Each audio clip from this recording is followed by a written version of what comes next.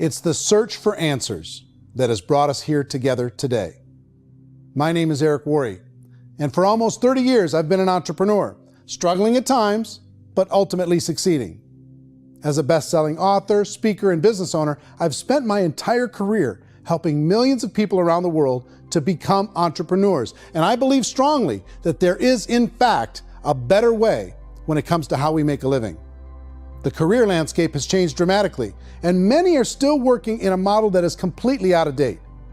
What worked for previous generations isn't working as well for people today. In this film, we're going to explore 3 important questions. First, what's really going on in our working world today?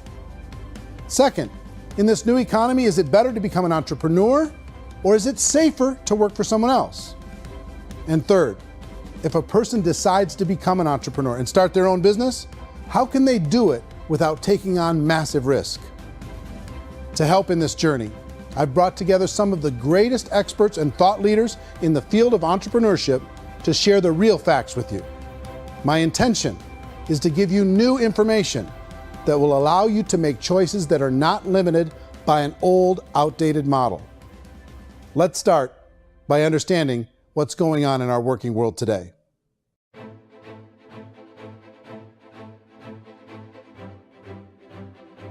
Let's look at unemployment. 30–40% of the people are honestly not working, but would be working. What our government does is if you haven't found a job in 6 months, we don't call you unemployed. We pretend you dropped out of the labor force. I've often said that unemployment, particularly structural unemployment, that's unemployment due to technological changes, is the first sign of economic growth. Think of it, 10 people live on an island. They go out every day and fish. One day, new technology shows up. A missionary brings them a net. Now, using the net, one pilots the boat, one throws the net. 2 fishermen can do all the work 10 used to. That's a 500% increase in productivity, 2 doing the work of 10, in one day. You don't have to learn a lot to learn how to throw a net instead of throw a fishing line.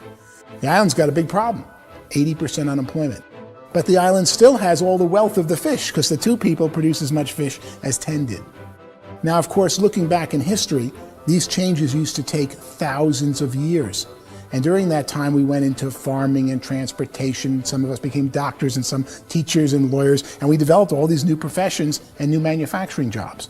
Today, these changes are occurring literally in one day when a new technological advance occurs, and we don't have the social structures to deal with it or to retrain the unemployed people. So one of the things that I think is interesting as I travel across the country and really travel around the world is the way that we work and the way we get paid for work is changing pretty dramatically. On a global basis, everything is being turned upside down because of the rapidly advancing technologies. They are eliminating many jobs, and we have been left with many people not prepared for the jobs that exist. A lot of demand in public companies was to squeeze out all the fat and to get just as much margin as we possibly could, and fat equals humans. So this idea of job security in information age is so obsolete, but it's still taught inside our school system, and that's where the problem starts. There's no financial education in school system, and people are still trained to be employees to work for that paycheck. This is a chart on the middle class. What's happening in the middle class, those that went to school, their incomes have been coming down for years. And parents still say to their kids, go to school, get a job. Now what happens to all those middle class people who are dropping off the ends of off the chart? Well, they become what's called working poor. And this is what happens to working poor. But they say poverty is ending. Well, poverty may be ending, but working poverty is going up. And this is food stamp usage. So food stamp usage in America is going through the roof right now, because people cannot earn what they call a living wage. Most people have experienced financial pressures that I think are probably greater than they have been in the past. If you're not working for yourself, then it's going to be a pretty hard road for a lot of people. Today, if you're going to control your future, the 40-40 plan is gone, where you can graduate from college and get a job and work for 40 hours a week for 40 years. That day is gone. So some of these charts actually tell you what's going on. And this is a really interesting one. You know, people are going back to school because if I go back to school, I'll get a nice job. But this is what's happening to, it's called Sallie Mae, which is the student loan guys.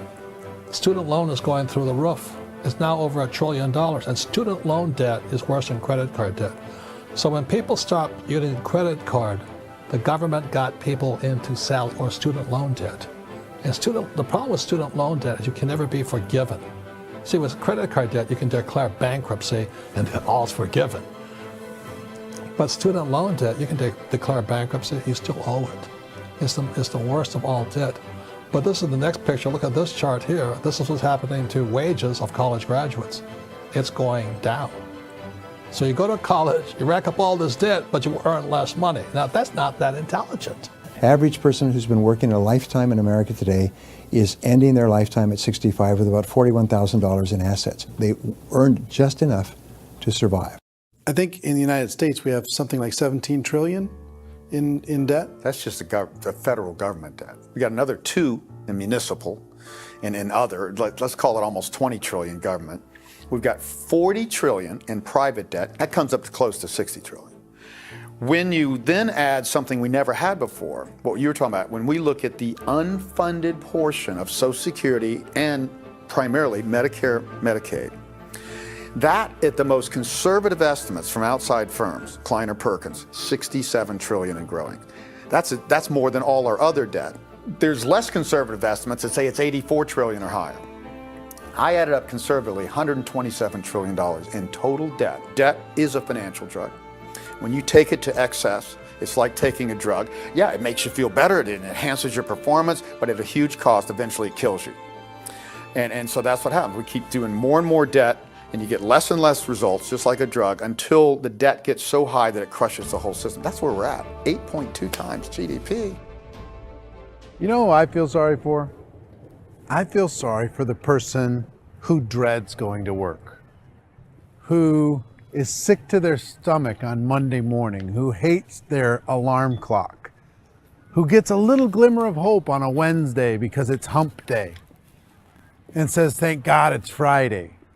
And they live for those 2 days a week where they get to be themselves and they don't have to be around people they don't like, and they don't have to play the political game in the office, and they don't have to live this half life. The person that works 50 weeks a year just to be able to have the 2 weeks for vacation. And you know what happens to most of them nowadays? They don't have a vacation. They have a staycation. They have time off of work, but they don't get to go where they want to go because they're overextended. They've got all this debt. They got all this situation. They hate their alarm clock. They can't sleep until they're done. They have to spend most of their life in traffic. I feel sorry for that group of people because there's a better way. They just don't know it. I see this really interesting attempt at rugged individuality in a 6x8 rectangle. And I feel like you're all the same, except for the little push pins of the pictures. There's different pictures. Yours is named Jenny and his is named Sujara, but it's the same people. And this is how they are, and they're just like the zombies, and there's no joy in there, there's no fun. There's always like the wacky woman who decorates her cubicle, and that's the most she can do there. You got to give her credits, right? The wacky cubicle woman. The basis for their life is worry. I'm worried, you know, maybe I'll get fired. I'm worried maybe my company will go out of business. I'm worried I can't keep spinning the plates on paying the bills. I'm worried about how do I send my kids to college. I'm worried, what if the transmission of my car breaks? That's, you know, 2 or 3, I can't fix it. People live in a sea of worry, and it eats at them. Those signs that people held up during the Depression didn't say looking for gainful employment in a cubicle. It said looking for work. Work is what we're looking for. Job is just a unit of measurement. Work is what we're going after. It's time to look in the mirror and say, it's not the economy, it's my economy. It's my little world of where I am. I need to improve. I'm not going to wait for the economy to come back, because frankly, the economy is doing great in this country. So I'm here on Wall Street, the financial center of the universe, the financial capital of the world. This is where most people's money goes to at least be held for a time, right? With interest rates in banks being effectively zero, and many experts are predicting it's going to stay at zero for the next 10, 20, even 30 years, people feel like they don't have any choice but to put their future into equities, to put their future into the hands of other people on this stock market, and hope that the stock market goes up, hope that the stocks that their advisors pick or that they pick goes up. That's one way to go, I guess. It's my personal belief that if you put your future into the hands of yourself, in other words, you have earning power by yourself, I think you're a better investment than these guys.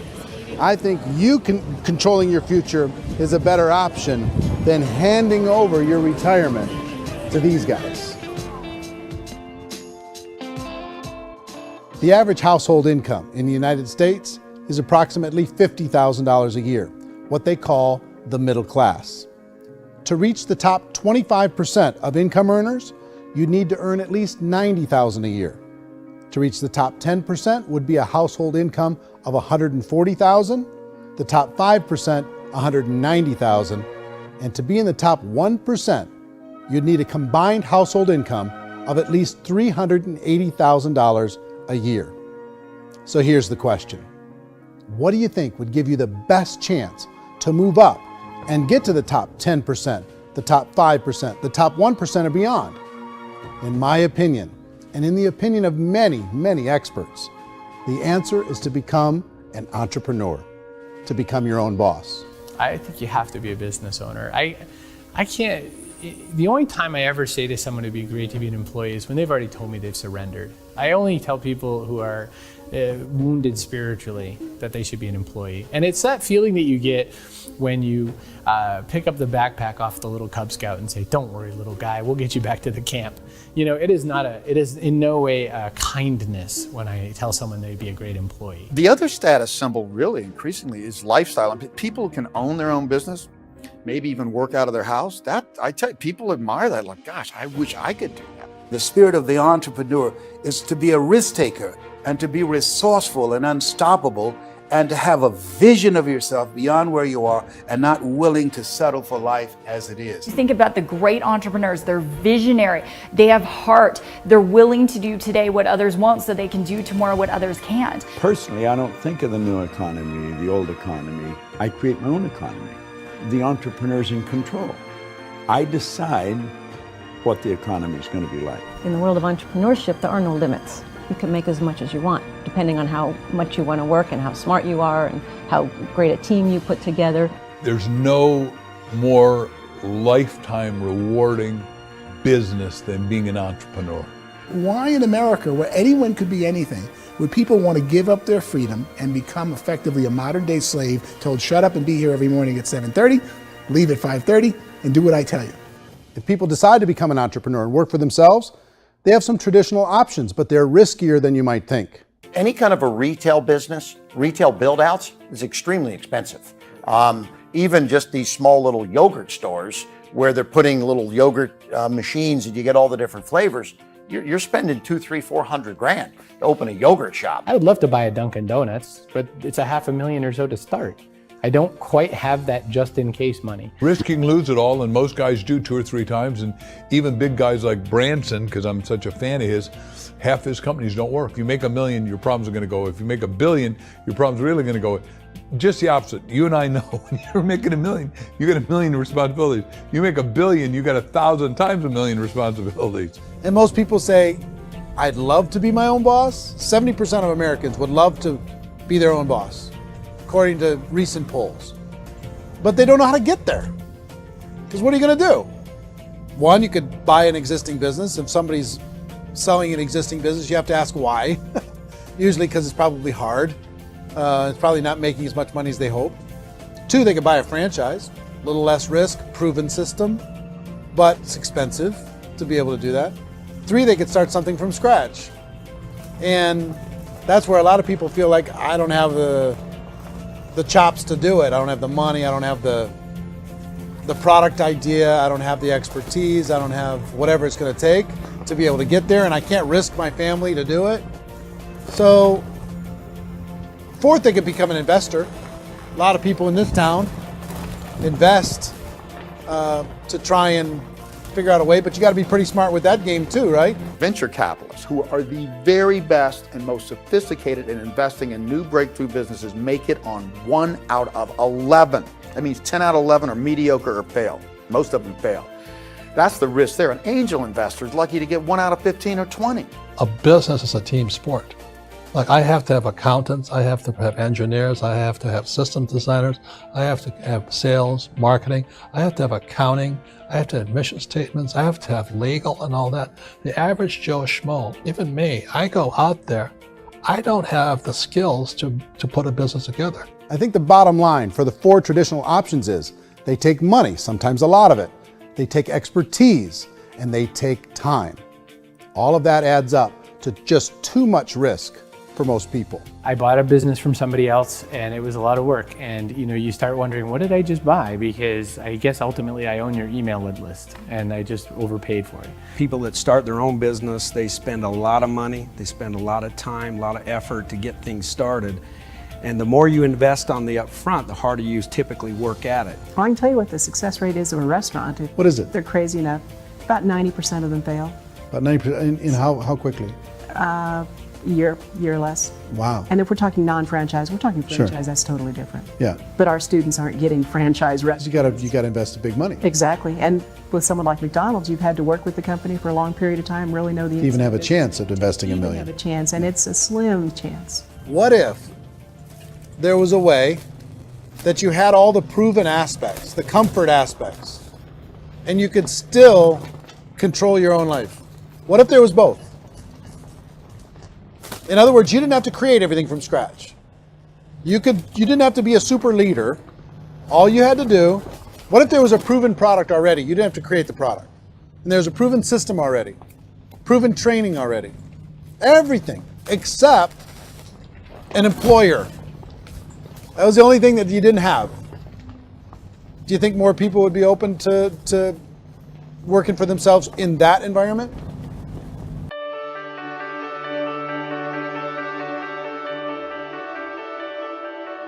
In our search for a better way to make a living, we've come to the conclusion that becoming an entrepreneur is actually safer than being an employee. And through our look at the entrepreneurial options, one particular path kept coming up from expert after expert. And I think most people will find it surprising because it's certainly a non-traditional business model. That model is for people to start their own business and become an entrepreneur through the creation of a network marketing business. Some people call it direct selling because the product is being sold directly from the manufacturer to the end consumer, cutting out the middlemen. Other people call it multi-level marketing, or MLM, because there are multiple levels of commissions paid. The most common term today is network marketing, because network marketing best describes using a large group of independent distributors, independent entrepreneurs, to move a product or service more efficiently.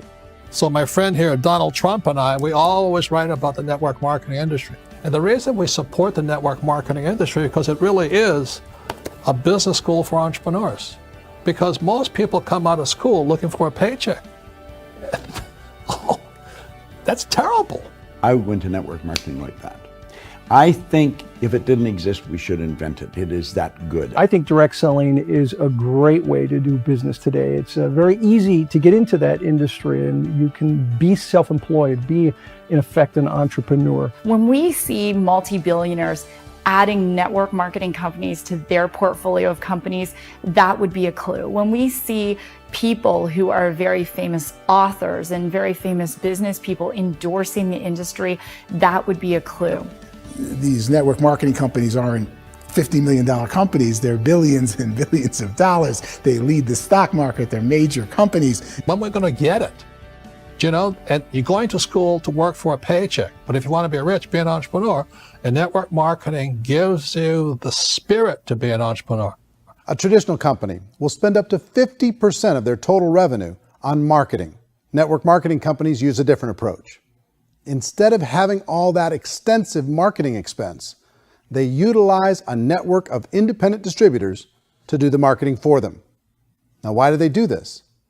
First, because word-of-mouth advertising is so much more effective today than traditional media advertising. Second, some products need to be explained or demonstrated and an independent salesperson can do that more effectively than an ad campaign. Third, it's completely efficient. The company only pays for the marketing of their product if a sale happens and not before. Imagine if Amazon allowed you to become an independent distributor and paid out 40% of its revenue to that distributor group. All you had to do as a distributor was recommend a product, and if a person bought it on Amazon, Amazon would take care of all the logistics and you'd get paid for bringing the customer. Now imagine you got paid for every purchase that customer made for the rest of their lives. Well, Amazon doesn't offer this option, but network marketing companies do. 85% of all buying decisions in our society are made as a result of word of mouth or reputation. We're recommending things to each other all the time. You know, who's your dentist? Who's your doctor? Who's your lawyer? What detergent, are you using? What legal system are you using? What product are you using? We're talking to each other about the things that we love anyway. When you go into a big box retailer, you're lucky if the clerk looks you in the eye, much less gives you any detailed or accurate information about what you're purchasing. So of course, this personal information, this education coming from a friend, a neighbor, a relative, or even a stranger, but one who has experience with the product is extraordinarily valuable. As a matter of fact, network marketing can educate consumers probably better than any other form of marketing. It certainly can do better than advertising, because advertising usually has a certain hype to it and you can only get limited information. So, network marketing trumps advertising. If you were a typical sales company and you wanted to sell $1 million a month worth of product, you might go find 100 superstar salespeople. The quota would be $10,000 a month. So network marketing as a distribution system just flips the numbers. So we use 10,000 happy, raving fans of a particular product, and we don't concern ourselves so much with how much product each one of them individually sells. If they sell just $100 or $200 a month, and there's 10,000 of them, you're selling $1 million to $2 million a month worth of product. And that's the best way I can explain how network marketing works. This is the marketing arm of the company. There's not money being wasted on bricks and mortar. There's not money being wasted on inventory that's sitting stagnant somewhere. There's not of employees standing around that don't have customers. These are people that are going to connect with customers. These companies allow people to become independent distributors for extremely low cost and with no minimum time or sales quota. Essentially, they own their own business and can provide as much or as little sales as they choose. In other words, the distributor gets all the benefits of traditional business ownership without the risk. The advantage of network marketing is the ease of entry, the low risk, and the low startup cost, because almost everything else has very high risk. You can get in for a minimal investment. You're buying into a system that's already been proven, products or services that have been proven to work. The keys to network marketing is providing an opportunity for the masses to get involved, providing an opportunity for the average person who doesn't have the resources to start their own business. All of this so far is fairly straightforward, but network marketing offers another benefit, and it's this benefit that makes it so interesting for entrepreneurs. Network marketing allows a distributor to build their own network of other distributors and then compensates them on the sales created by that entire group. Direct selling is, at its base, very simple. It's the sale of a product or service to an individual on a face-to-face, one-on-one basis, just the way we're talking right now. But there's an important element as well, and that's the offering in conjunction with that sale of product, the offering of an opportunity for someone to make something of themselves. No matter what your social status is, no matter what language that you speak, I mean, look how many unbelievable people are becoming successful that speak every kind of language out there. What an awesome gift to give the world. Instead of having to work your way up in a system and prove that you could be a sales manager, they just decided everybody can be a sales manager. Everybody gets to build a sales team from day one. And so what that brought into the system of growth as a direct selling company is the concept of compounding or geometric progression. Because now you can actually grow sales force very quickly because everybody is enrolling people in their own sales force. People who are like, oh, this is weird, I'm building a sales team, or what do you think you do at a regular company? How do you think a regular company works? Network marketing is the only industry that doesn't say your past determines your future. It looks at your past and says, okay, now what can we train you to do so you can have a great future? Every other employer out there wants to exploit you for what you already know, not teach you something new. Network marketing has the potential to save the United States and the world because it's going to teach people not to be employees, but to be entrepreneurs.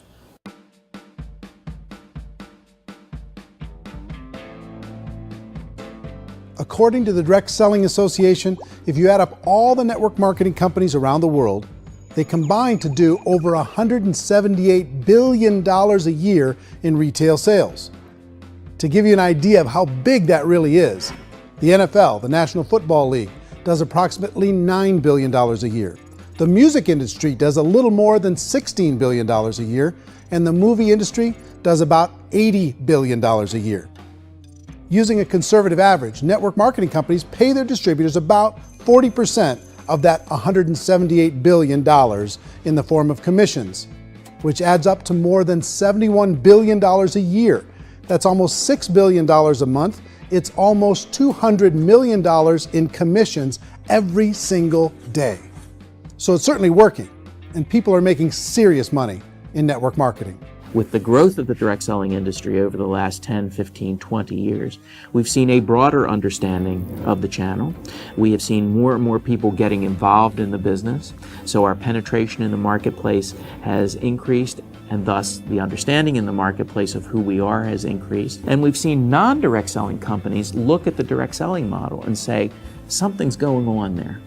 People are making money. Companies are being profitable, individuals are being motivated, product is being delivered to market. Maybe we should explore this. Some people think only the people at the top make money. Well, let's take a look at that as well. In the network marketing profession, there are roughly 500 people in the world who earn over $1 million a year. If you round that number up to $2 million a year, that adds up to about $1 billion a year. That takes the $71 billion paid out each year down to $70 billion. So where does the rest of the money go? The vast majority goes to part-time people making anywhere from a few $100s a month to many thousands of dollars a month. It goes to people who choose to make it a full-time career move and earning even more than that. Every day, people are using the money they earn through network marketing to pay off debt, have more fun, and improve the quality of their lives. Everyone I know in network marketing has been doing that since the 50s. They go to work when they want to go to work. They stop working when they want to take time with their children to have a leisurely breakfast and discuss issues and drive them to school. They go back to work when they get home, wherever they're working out of. The biggest thing that I've seen is people that have become much happier in their life. MLM has probably made more millionaires of more people in more countries, and I've spoken to them in 67 countries than any other single form of business, starting from nothing. If they have a choice between working a job for the next 10 years or working a network marketing business for the next 10 years, the result of working the network marketing business will be better. A lot of people within the industry go on and make this a career and do extremely well at it. Network marketing has been nothing but good for everyone I know that's been involved with it because they did it seriously and they played full out and they've been very successful. It's been a constant barrage of success stories and people showing off stuff that they got as a result of it. How many people are involved? Approximately 16 million Americans and 96 million people around the world are currently participating in network marketing. And in a recent poll, 82% of those people report a good, very good, or excellent experience with network marketing. So people are happy.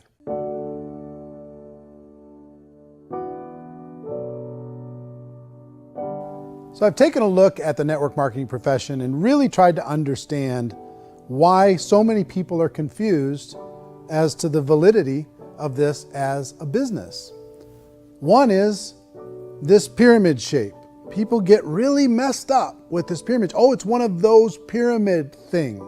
So I just think there are a lot of haters out there who really don't understand the industry and say, oh, it's a get-rich-quick scheme. It's a pyramid. Well, corporate America is a pyramid scheme. You know what I mean? It goes like this. You have thousands of MBAs, let's say working for Ford or General Motors or Coca-Cola. If all these MBAs, they're all trying to get to here, that's a pyramid. Only one guy's going to make it. Every 10 years, one's going to make it. Whereas you look at network marketing, it's like this. So you're here, and your job is to develop other CEOs coming up behind you. So it's an inverse pyramid. In network marketing, it's a very simple concept. If you sell product, you get paid. It is paid based on production. There is no first mover's advantage. There is no investment component where the more somebody spends, the more they're entitled to make. So the two are polar opposites of each other. Doesn't matter what shape the company is or the compensation plan is shaped, whether it's a circle or a pyramid or a triangle or a trapezoid, it doesn't matter. If compensation is coming primarily from recruitment, then you've got a problem. On the other hand, if an operation is basing their compensation to participants on the basis of sales, even when those sales are generated by people you've recruited, well, then you're a perfectly legitimate enterprise. That's the legal test, it's the practical test. Another issue that's been true in the past that is no longer true now is people used to be in network marketing loaded up with products that they couldn't sell, and they ended up a loser. They ended up with a bunch of product in their garage, they ended up with a bunch of products sitting in their kitchen shelves or whatever, and they thought they could sell it, and then they weren't willing to or able to sell it, and they ended up with a bunch of stuff, and they were bitter about it. There was this thing called front loading where you had to buy, like, well, if you bought $25,000 worth of product, you got better commissions and all this. Today, it's almost all done by computer. It's direct mail, comes from a warehouse somewhere else. You don't have to have all this inventory. You don't have to stock up. It's a paperless world now. You know, most of it's done online. You have a back office. It really works. And I mean, the technology has changed everything.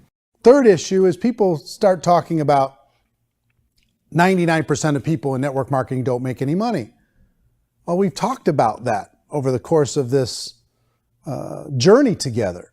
Almost $200 million a day is being paid out to network marketing distributors around the world. The naysayers, the people who say that it doesn't work, are usually the ones who just don't know how to make it work for themselves. And so they're giving you an opinion, and I tell people, don't confuse people's opinions with expertise, because opinions are free.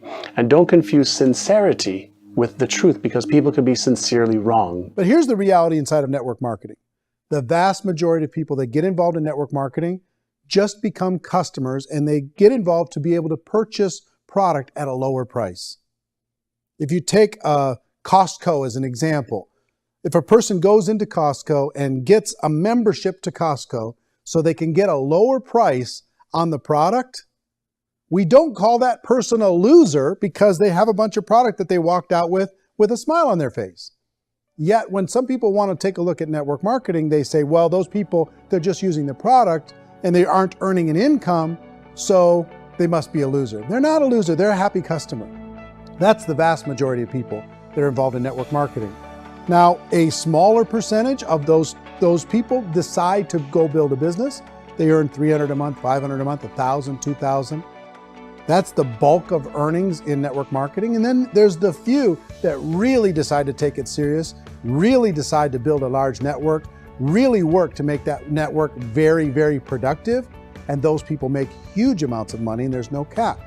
What I do as an outside economist, just somebody looking at this industry like any other industry I speak and say, look, what's the realities of this? 1% do incredibly well. 10% generate some additional income at pretty low risk and effort. That's not, and 90% of people roughly end up customers. One thing that I think is real when it comes to people's perceptions about network marketing is people put this, and distributors, I think, involved in network marketing have some responsibility for this. They have sometimes unrealistic claims about the product or about the income. Most people who become distributors, they want the money, they want to be successful, but they don't have the skills. They don't know what to do. And when people don't know what to do and they're in a new business, they're scared. And when they're scared, they panic and desperation kind of sets in. So they think everyone they talk to has to get in. So if I talk to you and you say, well, no, I don't have time to do that, they're like, no, I need you. You have to do this or I won't be successful. So I start clawing on you. I start that desperation. So then I start making claims about the product, which are not appropriate, probably not even true. Or I start saying, oh, let me show you how you can make all this money and you don't have to do anything, Eric. And so you just totally misrepresent the opportunity, and you're clingy with people because you think you need everybody to be successful. and you don't. You know, one of the messages that I try to deliver most forcefully to companies as well as salespeople in direct selling is that you don't have to overpromise. The reality is in network marketing, there's a lot of hard work involved. There's a lot of effort. You're going to have to develop yourself. It's a business like anything else. It's going to take some time, but in my opinion, it's better.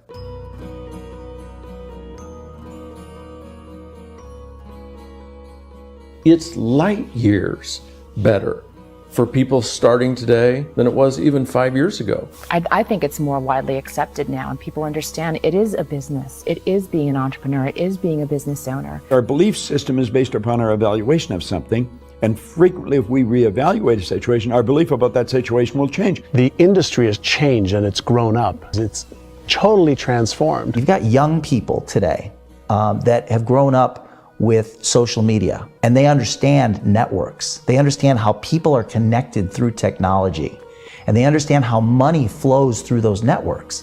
So when they see network marketing, they don't see it the way their parents saw it. And we've all learned, the larger industry that you represent, has all learned from those mistakes and flaws and errors that have happened early on. Early algorithms didn't work the right way. That's all fixed. It's like when they design a computer program, they design the program, then they run it, and then they go back through and they debug it. The MLM industry has been debugged. This is the day of being virtual, being able to run a business from your mobile phone. I mean, it's incredible. Companies are getting smarter. They're implementing more consumer protections. They're implementing more compliance training. They're doing more with respect to product research. If you do get involved and you make purchases of inventory, even on a voluntary basis, if you decide that this business is not for you, you can leave and have that inventory repurchased by the company. There's no other business that offers that kind of protection on a voluntary, self-regulatory basis.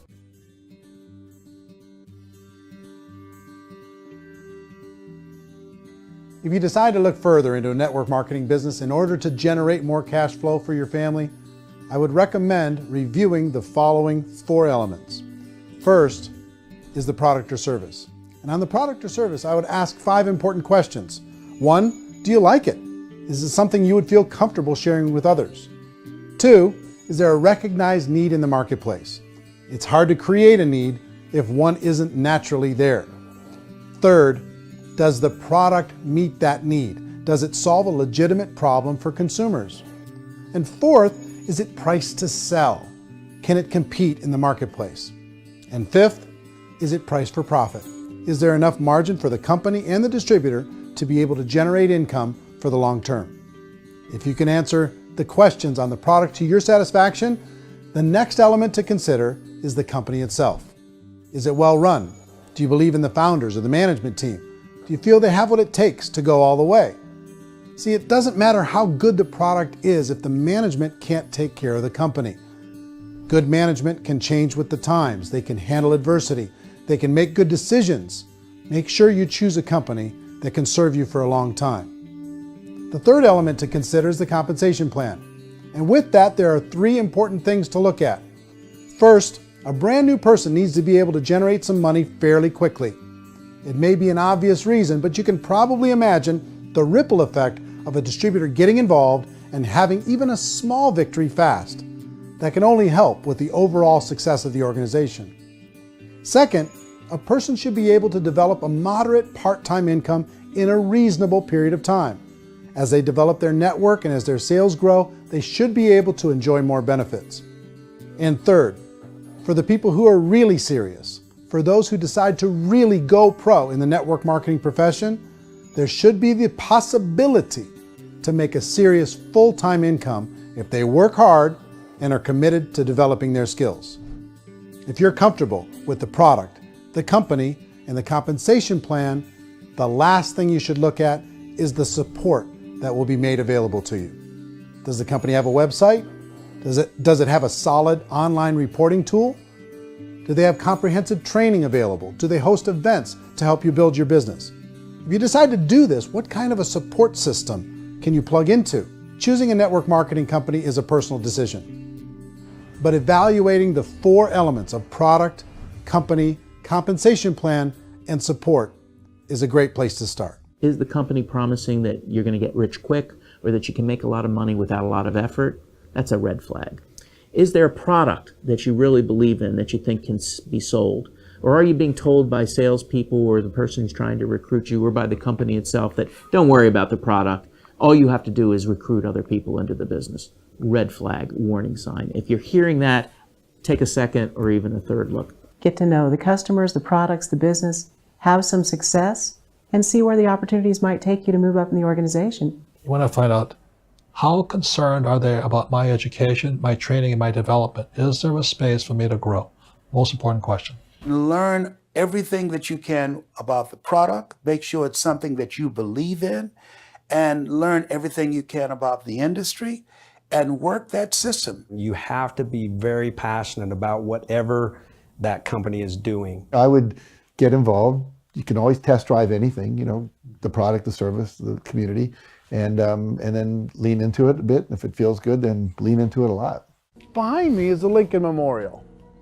And this is a place where Martin Luther King Jr. had his famous "I Have a Dream" speech. And at that speech, he talked about his dream for equality for everyone around the world, and that's a noble dream. But I think more people need to remember what it was like when they were kids and the dream was still alive in them, before it got beaten out of them by reality, by this paycheck, by these responsibilities, and by having to live for this job to pay the bills. I think people need to remember that, go back to that. Once they know that there's a better way, I think their future is going to be much brighter. They can live a better life.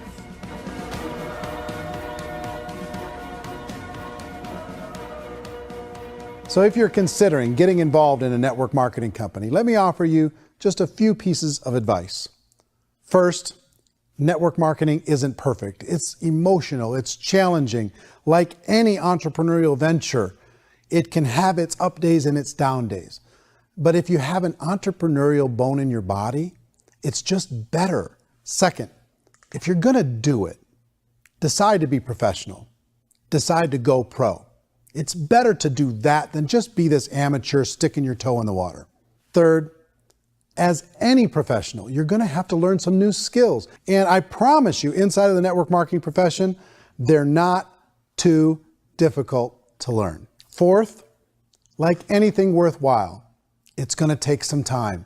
Don't expect that you're gonna get to the finish line right out of the gate. And fifth, it's worth it. It's worth it to be able to take charge of your life again. It's worth it to be able to control your own financial situation. It's worth it for the people you're going to be able to spend time with. It's worth it for the things you're going to be able to see and the experiences you're going to be able to experience. It's worth it for the causes you're going to be able to contribute to, the lives you're going to be able to touch, the customers you're going to be able to help, the friendships you're going to be able to develop. I promise you, it's worth it. Remember, most people are searching for answers just like you are. But I do have to tell you the catch to network marketing. If there is a catch, if you want to understand this from an emotional point of view, people say, well, it sounds too good to be true. It's not, it's hard work. But here's the catch. Most people still don't understand it. So you're going to have to endure the loss of social esteem from ignorant people. The uneducated will think less of you. Now, if you can handle that, you're on your way. If that's going to destroy you, you know what? Entrepreneurship in general probably isn't in your future. If you can face that catch, you can become unstoppable. I want everyone to really contemplate this if they're not in network marketing.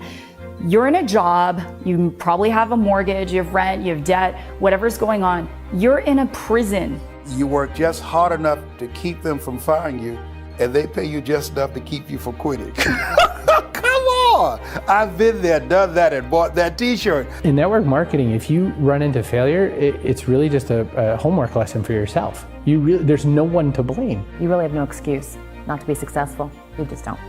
People don't want to hear that, but there's so much available to you. If you want to be a good network marketer, be a student to the people above you, be a fellow traveler to the people on the same level, and be a teacher to those below, and know when it's appropriate to do which. People who are not afraid of asking people to buy things or not afraid of persuading people with the chance they may say no, these people own the future. Nothing happens until something moves. So you got to go move, you got to go do something, or nothing's going to change in your life. In the beginning, you're going to do a lot of things that you don't get paid for. But as you go down the road, you get paid for a lot of things that you don't do. And your job is rehabilitate the spirit, the entrepreneur spirit in all of us. You get it back. Either give it a strong yes or a strong no, but no wishy-washy, dilly-dally stuff in the middle. There's dreams and there are nightmares, but I believe that the biggest nightmare of all is when you don't pursue your dream. You're going to see some monumental growth in this profession. It's an exciting, exciting time to be involved with the network marketing profession. The next 10 years, I see just exponential growth. When that tipping point comes, it's not a matter of asking somebody, have you ever heard about network marketing? You're really asking them, which company are you building your wealth in? We are here to fix the world, to improve relationships with other people, to improve other lives. And the real reward comes as an entrepreneur in any level from teaching somebody something and watching them soar. There is no greater reward.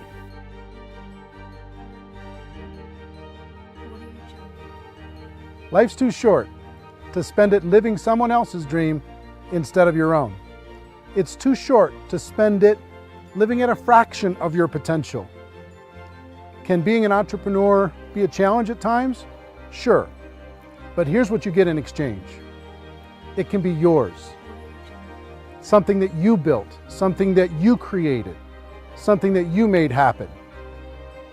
This balloon represents your dream. It represents entrepreneurship. My wish for all of you is that you would reach out and grab it. The choice is up to you.